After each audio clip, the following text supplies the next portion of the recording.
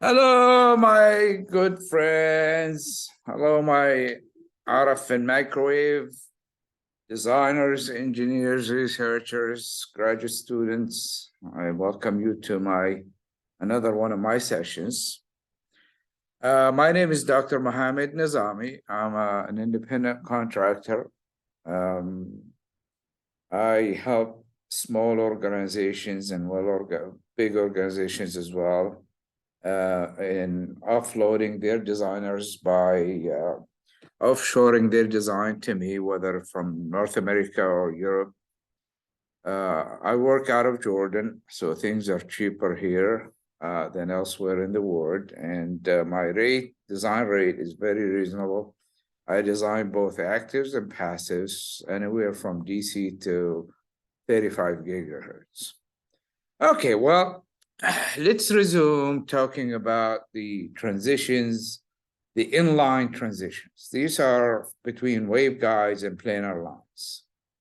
Last time we covered substrate integrated waveguide to rectangular waveguide transition that is suited for use in the Ka band. That's for radar, for 5G,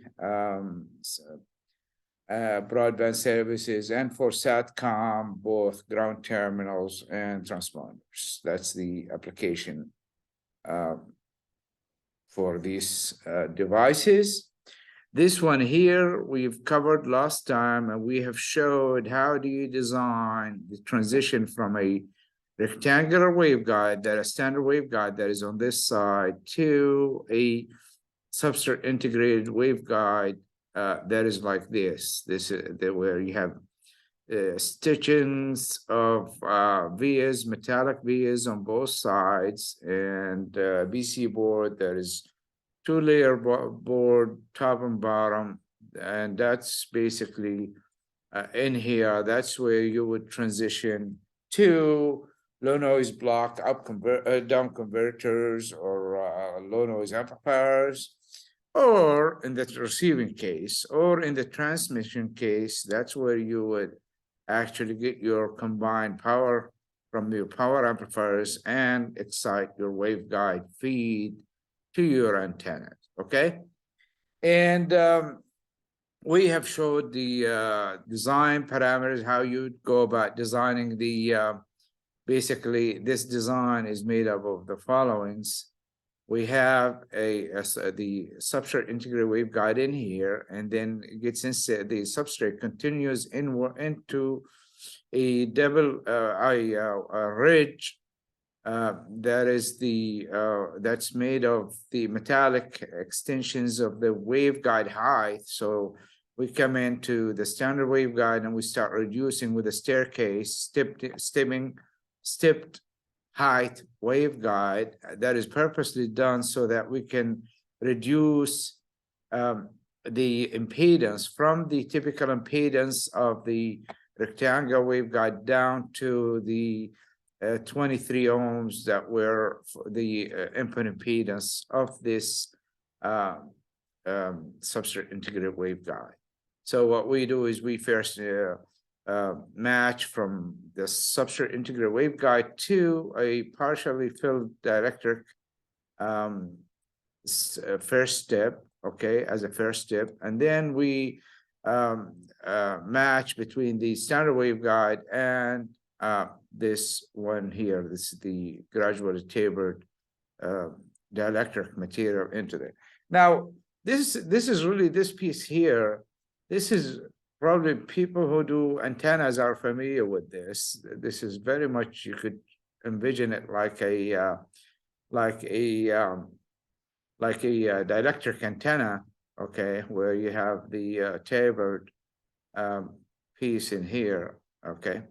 And we have showed how the E field basically propagates into this from the where you have a TE mode of the substrate integrated waveguide, and then the TE10 mode of the standard waveguide. And you can see how beautifully that you can transition. You get transitions between these. So you go in from substrate integrated waveguide to a dielectric field waveguide, and then start gradually building your TE mode height level to the point where you get to match with the excite and generate the full TE10, or vice versa. You start with TE10 full height waveguide down to all the way to here in the case of receiver. So now these transitions, of course, they are good because they're inline, meaning that unlike the other transitions, which you can check my videos and see there's like 4 or 5 videos in there that shows how you transition between microstrip and for instance, a non-inline transition. That's where it's perpendicular. The probe is perpendicular to the propagation of the E field, and so there's always like a 90-degree structure, so it's not compact. Okay, so now since the use of substrate integrated waveguide is not always common, what we will do, let's transition from this here, okay, to a more common transition, which is we're going to replace the let me close this. Oh, let's leave it to the microstrip. Same exact scenario, but let's replace it with a microstrip to rectangular waveguide inline transition. Okay, so what I did is I replaced the substrate integrated waveguide with just a 50 ohm line, and that's this guy here. That's this guy here. So that's a 50 ohm line, okay? And the reason I did that is because a lot of times designers are not interested in using substrate integrated waveguides. They're more recent ones, and a lot of people prefer to use just a macrostrip line. So this is what you have in here, ladies and gentlemen, is a rectangular, standard rectangular waveguide to a 50 ohm microstrip line. And I left the stitched via walls here from the other design. And what I did is I made them into sort of like just a metallic wall to reduce the interference, and that's what we usually do in circuits. Is when we do layout for RF and microwave circuits, is that we add these things to kill surface waves that may exist, and to isolate this line, to shield this piece here. So this design here is a little bit more complex than the SIW, because we have a 50 ohm line in here, okay? And then what we do is we insert the dielectric into the first stepping, okay? But to match this first stepped height waveguide, reduced height, to the 50 ohm, we use a taper transition. Okay, the taper transition, this is a quarter wave or multiples of quarter wave that transforms basically the impedance from the this looking into the waveguide in here to the 50 ohm. And of course, we still have the staircasing, the stepped impedance transformer, which is also quarter wave sections between the standard waveguide and the 50 ohm microstrip line. Okay, so let's get back and present some theory, and we'll come back to this. Okay. So again, for those of you that work in industry, if you have any small design projects that can be done remotely, please don't hesitate to contact me. I was blessed that I've got few clients so far with small projects. One of them with existing design that they wanted to fix some issues, which I can basically work with you on, like these scenarios. I could take the PCB board and cookie cut pieces of where the issues are and start 3D modeling and look at that, okay? And like I said, also, if you have any need for active design circuitry anywhere in the transmit, receive in the frequencies from DC all the way to 35 gigahertz, please, you can contact me on this phone number. If you don't have access to international calls, you can use WhatsApp app or Telegram, okay? Or reach to me with this email here. All right. I also have a 3-day training that is intended for people in the Middle East, for RF and microwave professionals in the Middle East. If you're interested, it will be held. We're trying to get, I have few registered individuals, but we are trying to get more so we can hold this, so it's worthwhile doing on this date. Tentatively, this may change. And it is placed here in Jarrah, Jordan. The cost is here, and it includes everything. So all you need to do is just show up with your laptop and with your HFSS. So initially, I'm going to do Ansys, and then there is a following trainings that I will do on using Keysight Advanced Design System tools, RF Pro, and Momentum, basically for same things that we do with HFSS. Also, cadence layout. I have another session that will be coming, hopefully, between March and May. So if you're interested, please watch these videos in here if you like. If you like what you see in the videos, we will cover basically designing all the devices I did in the videos. You will sit in and you will have hands-on opportunity to do all of these. Okay, so back to what we have. What we're designing today is an inline microstrip line to rectangular waveguide transition. So I'm going to show that design, the theory. Unfortunately, I really can't record the session where I would design it from zero, but come to my training. You will see that. You will walk with me designing step by step, because obviously that takes a lot of time, as you know. To model these correctly, that takes hours of work, and I'm not really equipped to record everything and then come back and edit the videos so that I can condense them in 15 minutes or so. So what I do is I just put it in and just show it to you for right now, because we're most interested in the RF theory design of these devices and not how to learn how to use a tool. I assume that you know that already. Of course, in my training, I assume that you have little knowledge. So you come in and we spend the first day basically building up from zero up. And then second day and third day is where we hit real designs, okay? All right, so let's get back to the transition that we're designing. We have a waveguide feed that is to a parabolic dish or to an aperture, phase array aperture, and then we have a 50 ohm planar side where we go into the active receiver or transmit circuitry.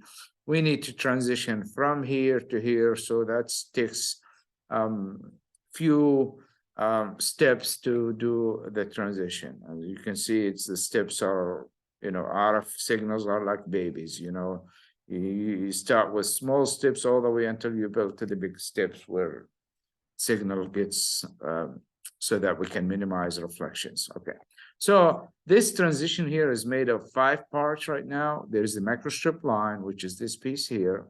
Okay, there's the microstrip taper, which is this here. That is basically what we use to match between small impedance and standard impedance 50 ohm. Okay, that's what we usually do. And then there's substrate taper, which is this here, and that's basically matching from this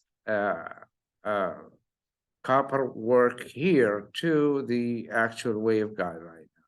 And then the height-stepped rectangular waveguide impedance transformer, which is really all of this, okay? And you can think of this, if you exclude the electric field stepping, there's two steppings, and then there's the actual full height rectangle waveguide, and that's the fifth part.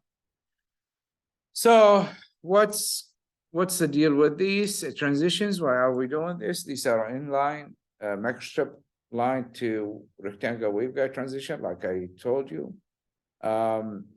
These transitions are compact. The assembly is compact, like I said, because it doesn't involve a perpendicular sensor inserted in, whether it's coaxial probe or microstrip or suspended line like the other videos. Please, if you're interested in that scheme, check my playlist on here. There's a whole playlist with like 5 videos on those transitions. Now the transitions, people might say, why are you so focused on this? Because really it's a very critical part. I have designed ground station front end antenna electronics, and we come in, we design, for instance, a KU or KE band low noise amplifier with, say, a fraction of a dB low noise figure. And then, of course, as soon as you insert the transition, you're way like 2 dB, 2.5 dB of noise figure. So your G over T is gone down the tube because of the transition. So the transition, and I've seen that happen, okay? So that's why we think the transitions are very critical. And likewise on the PSI, you know, if your loss is more than, say, a few tenths of a dB fraction on the transition from waveguide to the power amplifier output, that's a lot of power, lots of power of loss, and you can't afford that. You need to preserve, especially on satellite transponders, because you need to preserve the power. So your power efficiency is extremely critical issue. And then, of course, the second thing is the field propagation direction in the waveguide is the same as in the planar transmission line, and that basically helps out with the design, unlike where you have to come in perpendicular to the E field, like the other one, the conventional transitions. Matching the microstrip line to the SFWG is done by tapered microstrip line. This is a typo. This should say DFWG. It's the electric field waveguide. I apologize for that typo. Okay, so matching elements between the electric field waveguide and the rectangular waveguide can be based on ridge waveguide sections, and that's standard. Of course, we use the theory of multi-section quarter wavelength transformers, and I will show you in a minute where you can, how to design those. You design those based on Chapter 5 Impose our book, or some other tools that you may have. There's ADS has a calculator for multi-section quarter wavelength matching as network, and it also has a taper line designer. So you could go in and just specify the input impedance, the output impedance, and then it will give you the taper dimensions as a function of distance between the generator and the load. Same thing for the stepped impedance quarter wave. So you take those impedances now, we're not implementing them in microstrip, we're implementing waveguide. So, and then you can figure out, reverse the equation so that you can calculate the height of the waveguide from the giving impedances for those quarter wave line sections. We use quarter wave line sections as a starting point, but really as soon as you start optimizing, it's not going to become any more quarter wave, because there's there's susceptances in there due to the stepping and heights and other impairments that basically what you end up with is a little deviation from a quarter wavelength to account for all those parasitics. It's low cost, of course. There is no soldering. There's no screws to tie down or anything. Soldering is not required, avoids long assembly times and repeatability because you're not. So just to refresh your mind with quarter wave line transformers. So if you have an impedance, in this case is 10 ohm, and this is out of Bozar book, by the way, chapter 5. If you have a source impedance, which is 10 ohm, and you have a load impedance, which is 50, how do we match those two? Of course, notice that I don't have any susceptances, inductive or capacitive, and that's really fictional, because anytime you have a load and a source, there's always an amount of susceptances in there, and that's why this design methodology is a starting point, and it's not really the final design, because you have to count for these susceptances, and you end up with a line that is not quite a wavelength line, but deviate a little bit. So anyway, so you have the square root of this times this, and you end up with 22.4 ohm if you're using a single suction. Now you can synthesize many suctions, and it turns out that you can design those based on a polynomial response, amplitude response, and those are documented. This is Chebyshev and the exponential and triangular and Klopstein and all of those guys, and you can, they're all in chapter 5 in Bozar book, so you can. So of course the order is, why do we use a single order and then use multi-sections? Multi-sections is because you need to if you need to broadband the bandwidth, that's what happens, is you need few sections in there.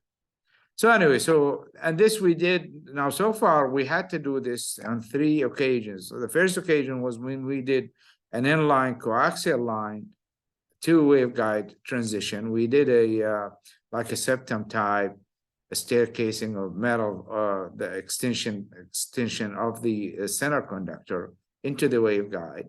So we use these steppings to figure out the steppings in here. We had to use that. These are a quarter wavelength each. And we've done it, same thing for the substrate integrated waveguide. We had to do that. And what we're doing here really is a modification of this. All we're doing is replacing the substrate integrated waveguide BC board with another board that has the feed line, microstrip line feed line. And just to remind you that the starting point for this is that we assume that analytically we derive the impedance of the standard waveguide by this equation, which is a common equation, and that's proportional to the B over A, which is the height over the width. Okay, A is the width, as you can see here. You can see that B determines the impedance, okay, where A really for the TE10 mode determines the cutoff frequency. So once you do this, and you have the impedance in here, you have the impedance of the of this line here, which is 50 ohm, and this turns out to be, in my case, like 300 some ohms. So the way to go from here to this point here to the director to this point here is you can solve for B actually, because you're giving these impedances from these here, these tools. There are, like I said, there are tools, or you could do this analytically by hand so that you get the impedances, and the lengths are all the same, of course. Once you get the impedances, you put those impedances in here and you work backward like I have here. So the B ends and N is the section number, okay? And you can solve for this. A is constant, of course, because we're not varying the width. Like I said, the design tools, there's this gentleman in here. He did a nice Chebyshev multi-section matching transformer package. You can look at it, it's PDF, it's downloadable. Or you can go to Bozar book and, or this video in here, I'm sorry, which is based on Bozar book. That's also another source. And if you have a copy of Bozar book, chapter 5, that's detailed in there. And this book, the older editions are all available on the net. There's plenty of places that they posted them as PDF file. So let's get into the transition. Like I said before, we have 50 ohm microstrip line. We have a standard waveguide, and we need to build in between so that we have minimal reflection, a minimum reflection return loss of, say, in this case, we're trying to reach 13 dB and maximum insertion loss. Okay, I mean, to minimize the insertion loss, few fractions of a dB basically. Well, I ran that, and this is what we've got. Basically, this is a nice transition that works from M8, which is 21 gigahertz, all the way to M9, say M9, not M9, but a little below that, because as you can see, it's starting to roll off here. So M9 is 28, so 21, say to 27, I would say, or 28, because this is 28.8. All right, and we can show the impedances on both sides. On one side is 338 ohm, that's the waveguide side, and then we can show the other side, which is this. Now, notice that the microstrip line impedance, it doesn't change as a function of frequency, where the waveguide does, of course. You all know that is based, it varies as a function of frequency. But in this case, we're trying to shoot for the 25 gigahertz. So we're optimizing this for 25 gigahertz. Now the design is simple. You can build it and have a starting point somewhere analytically and start sweeping. You can go into the optometry section of the Ansys HFSS and start parameterizing and then tweaking and tuning until you get it right. So like in this case, for instance, I'm varying the length of this section, which is the extension length of the tapered substrate dielectric, okay? And so you can see here that as you change that that length, the response changes, and you can come in and tune your frequency to any frequency desired. You can do the same thing, of course. The height in here, now, unlike the, there are some published transitions where they assume that the height in here really the same as the thickness of the substrate, and that doesn't work because you have some, in this case, we have the extension of the copper inside the first stepping. So I had to put a little height air gap in there, and that air gap turns out that it plays a big role in the design. So you can, as you can see in here, okay? And of course this. So let's turn back to the HFSS tool and show you this. So I have, this is this, and let's see, we've got the, like I said, the, let's move this guy back here. Okay, so M9 is at 27. Well, let's make it 28. How is that? Okay. All right, so 0.15 dB and M7 is 0.24. So we can move this a little bit further here. So if you need to move the center frequency somewhere else, you can parameterize it and start tweaking sections, and you can do that easily. Okay. Now the impedance, like I said, at 25 gigahertz, it's around 360 for the waveguide and 22 ohm for the input. Okay.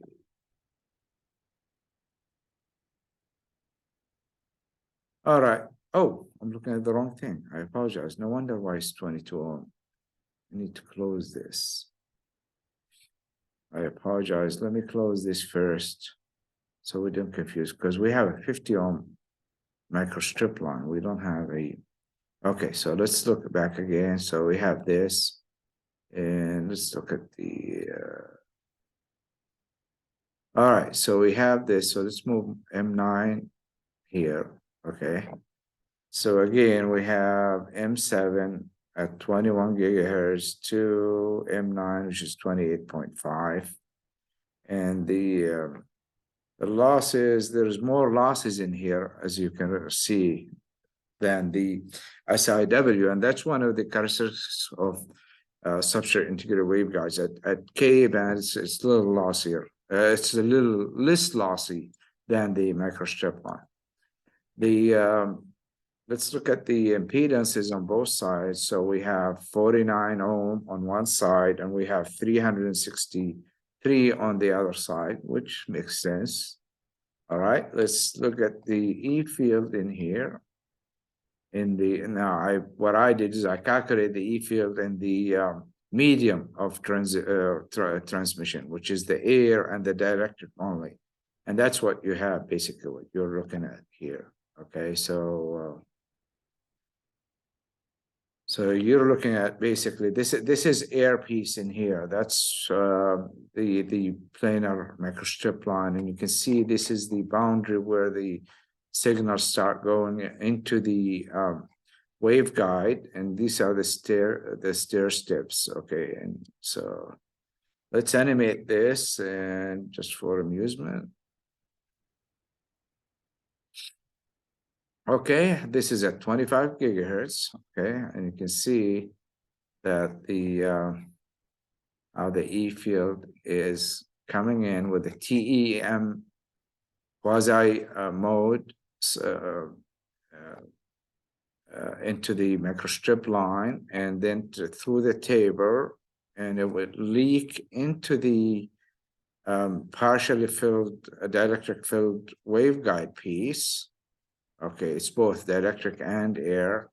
And then gradually it goes in and builds up to a full mode, full height standard waveguide mode. Okay, ladies and gentlemen. So there you have it. This is Mohamed Nezami with another video on microwave and RF device designs. I believe I'm getting to almost the end of doing stuff using Ansys. I'm waiting on the license for the Keysight tools, so we can start doing active and passive circuits using momentum and RF Pro. Okay, until then, I thank you. Please hit like, share the video, and check out my other videos as well. Okay, thank you very much. Have a good day.